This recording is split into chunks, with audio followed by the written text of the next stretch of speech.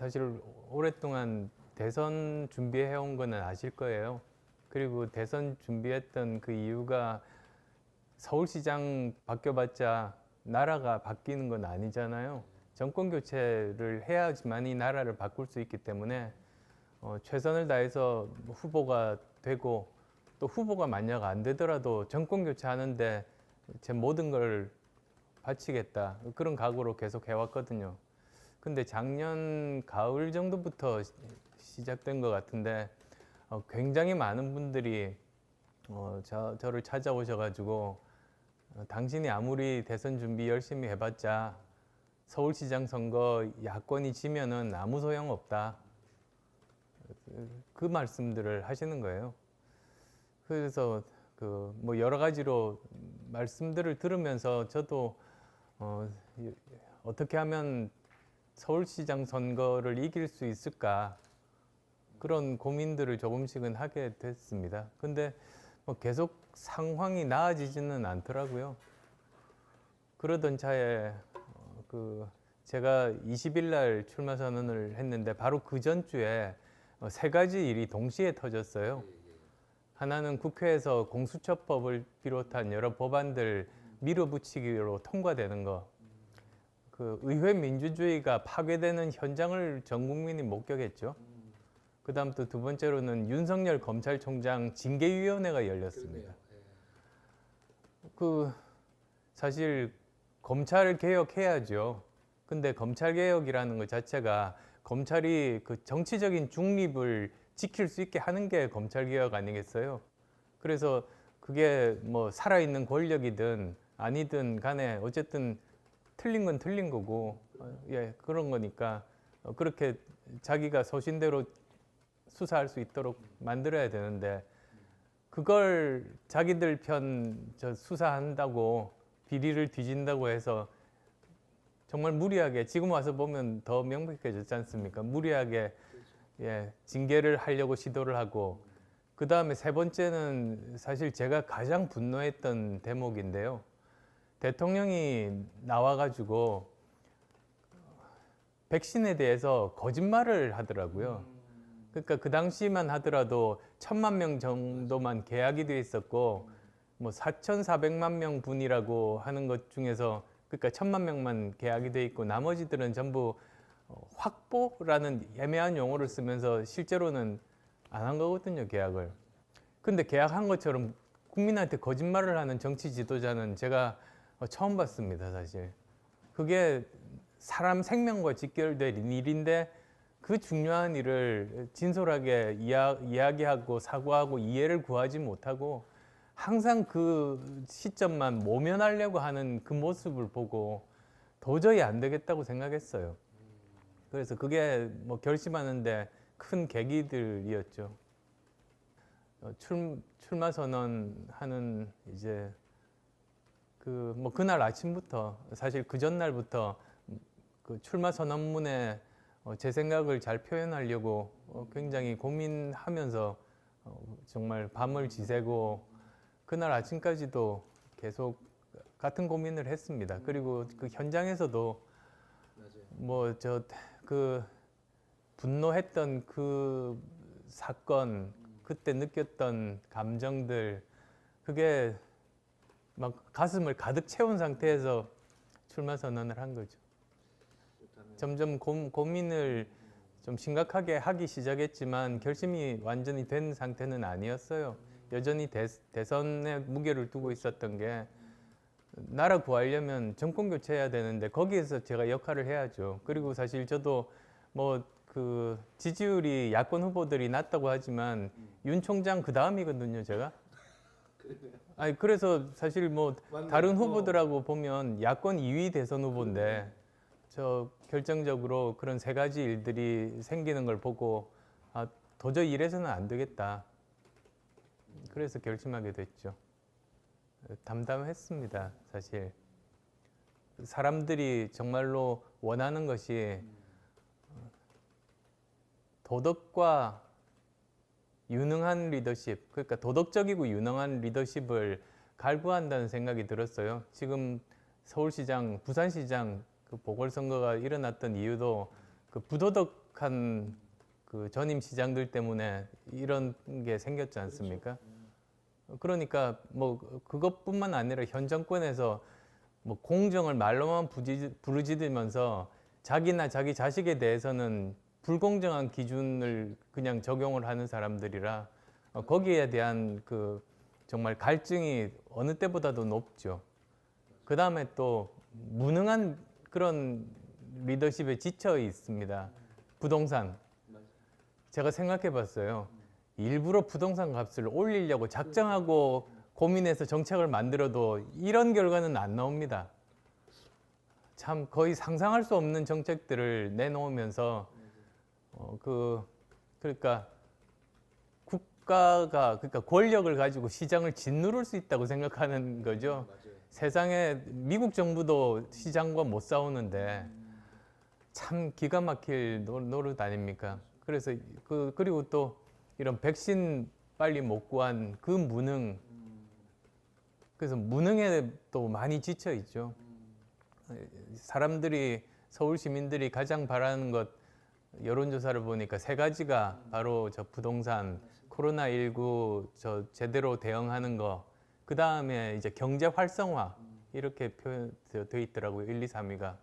나머지는 뭐 거의 굉장히 작은 퍼센티지인데, 그래서 한마디로 이게 그 도덕적이고 유능한 리더십을 바라는 그런 시민들의 마음이 투영된 거라는 생각을 하고, 그래서 그 부분에 대해서 제대로 잘 알려야겠구나.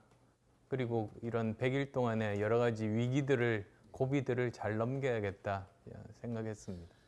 가장 먼저 그런 단일화 방법에 대해서 그 이야기가 나오면 오히려 저는 좀 더 큰 관점부터 먼저 보자, 그 말씀을 항상 드리고 싶거든요. 선거를 하다 보면 사실 이렇게 근시안적이 됩니다. 좀 당장 지금 뭐 당장 이 순간만 이렇게 바라보는데 제일 중요한 거가 야권에서 무엇인가, 대선이거든요. 그리고 그런 관점에서 이번 서울시장은 보궐선거는 그 하나의 거쳐가는 과정이죠. 1년짜리 서울시장에 이기는 게 목적이 아니거든요. 근데 여기에 매몰되고 근시안적이 되면 안 된다. 어떻게 하면 대선에 이길 수 있도록 야권의 여러 생각이 다른 지지층들을 하나로 이렇게 묶어내서 승리하는 경험을 하게 해줄 것인가. 그러면 유기적으로 결합될 수 있거든요. 이번 과제는 그겁니다, 사실. 그러니까 제가 그렇게 이야기했죠. 누가 이기는 게 중요한 게 아니고 야권이 승리하는 게 중요하다. 그 관점으로 보자. 그걸 제일 먼저 두 번째로 말씀드리고 싶어요.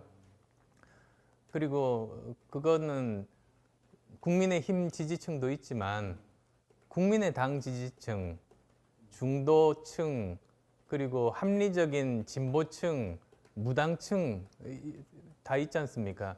조금씩 생각이 다르거든요. 근데 국민의힘을 지지하지 않는 사람들이잖아요. 실제로 이쪽은. 이 사람들 말을 들어보면 민주당은 싫은데 국민의힘은 차마 못 찍겠다. 그러니까 이 사람들까지 어떻게 하면 이렇게 마음을 다 하나로 모을 수 있을까? 즉, 그 경선을 통해 가지고 단일 후보가 뽑히면 그걸 모든 사람들이 지지를 해줘야지 떨어져 나가는 층이 있으면 안 된다는 게 그게 포인트입니다, 사실. 자기가 속한 정당에서만 바라보면 안 된다는 거거든요.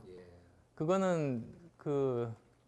국민의 당원들이나 지지자들 입장에서 보면 당 대표가 탈당해서 가면 그 9%를 잃어버리는데, 제 지지층들이 이렇게 이야기들을 나눠보면 물론 사람마다 다 생각이 다르고 일반화하기가 좀 어렵죠. 그런데 뭐 이분들 중에서 저 개인이 좋기도 하지만 또 어떤 분들은 그 제가 지금 취하는 노선 자체에 동의해서, 그러면 그 노선을 벗어나면은 그분들은 또 떨어져 나가거든요.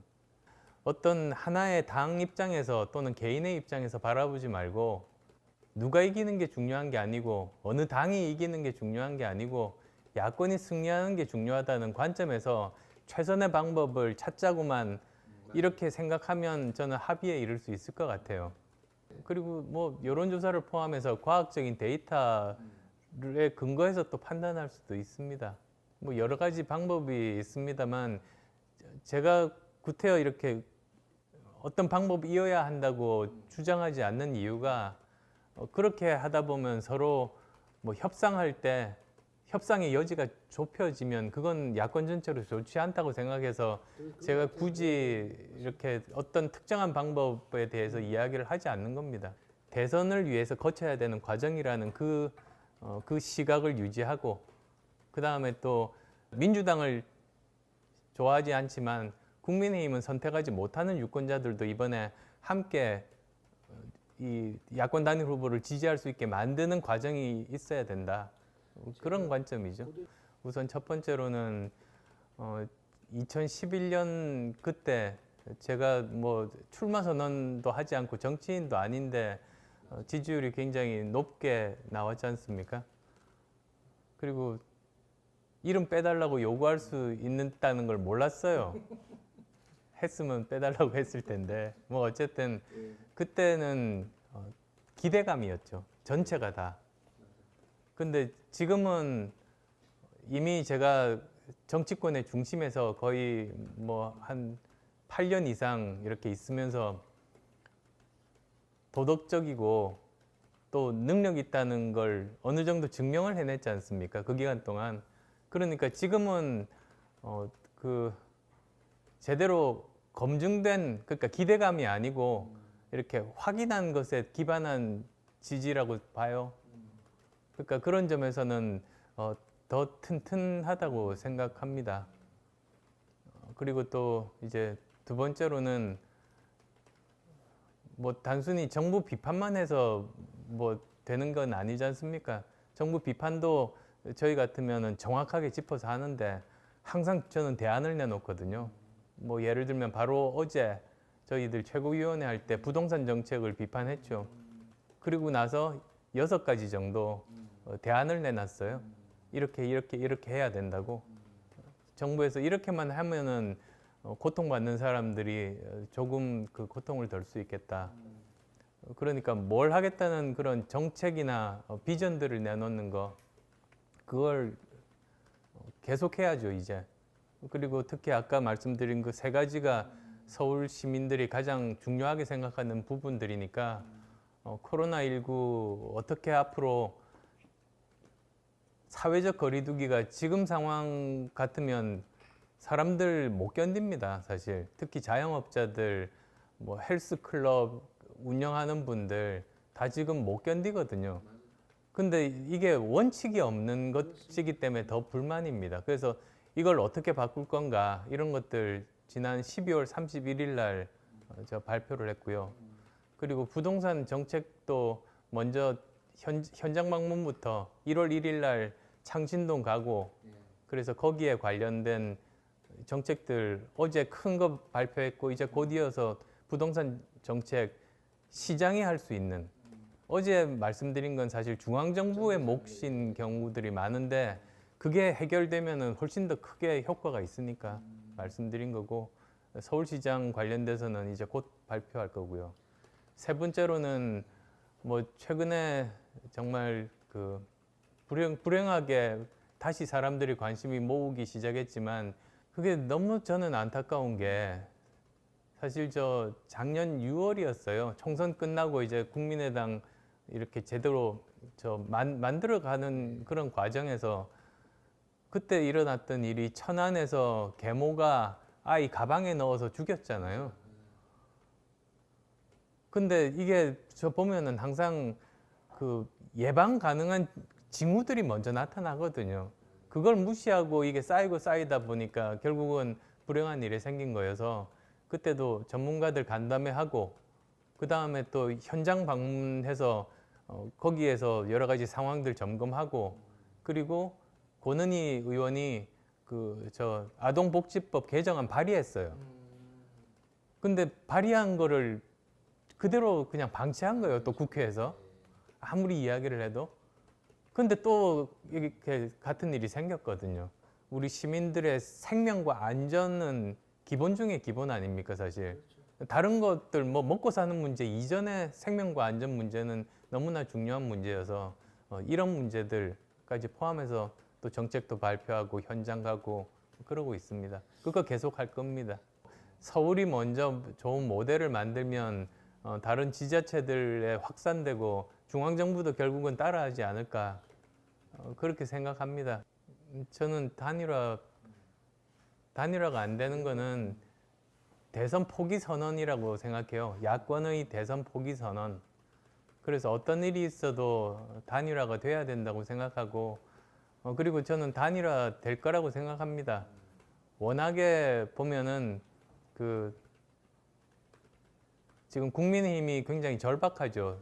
선거 4연패인데 5연패를 하면 다음 정권 교체는 거의 가능성이 없지 않습니까? 그리고 저도 간절하거든요.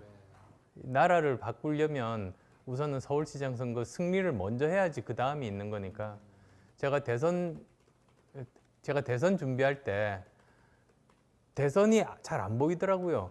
바로 앞에 그 서울시장 선거 전망이 너무 흐려가지고 뒤가 보이지를 않는 거예요.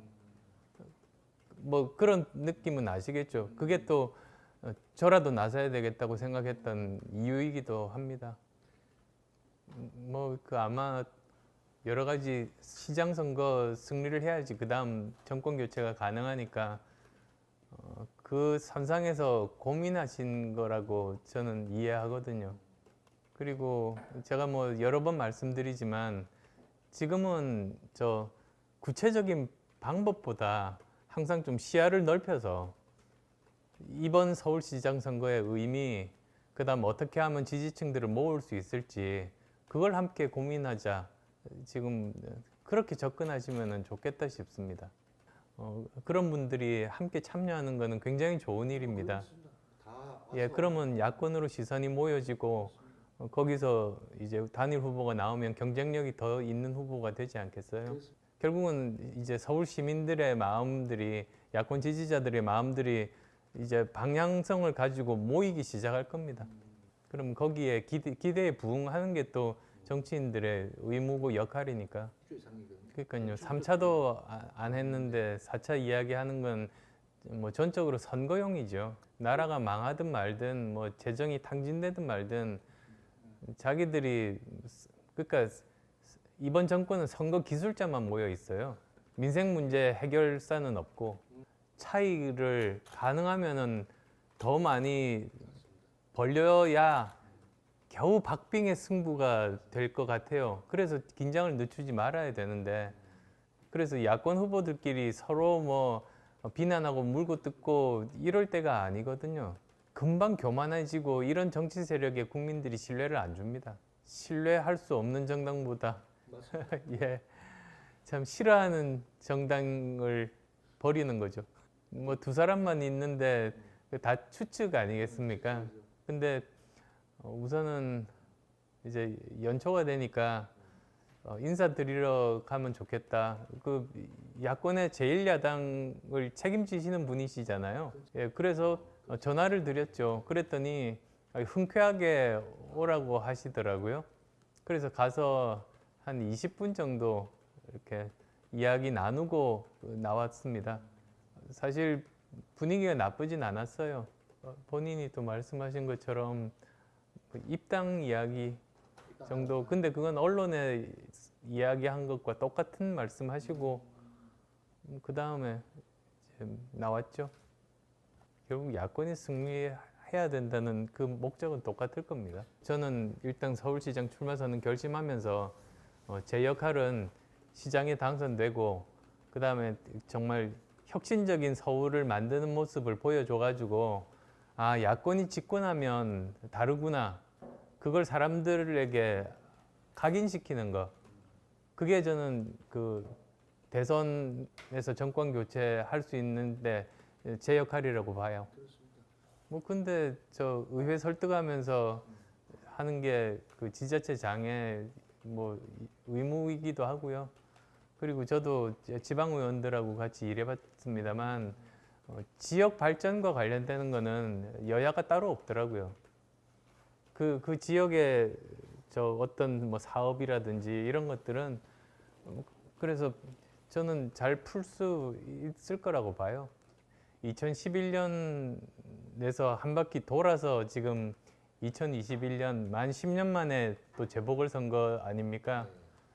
둘 다 사실 저랑 연관이 있어서 참 여러 가지 생각들이 많이 들어요.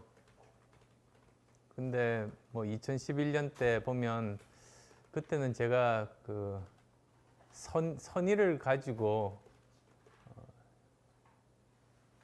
뭐 선의를 가지고 여러 가지 한 일인데 뭐 결과적으로 보면은 그 굉장히 참담한 결과가 나와서 거기에 대한 책임감을 많이 느껴요. 그러니까 결자 해지라고 제가 출마 선언에서 이야기했던 것이 제가 책임을 지고 서울을 혁신하고 더 좋은 도시로 만드는 게 그게 제가 할 일이다.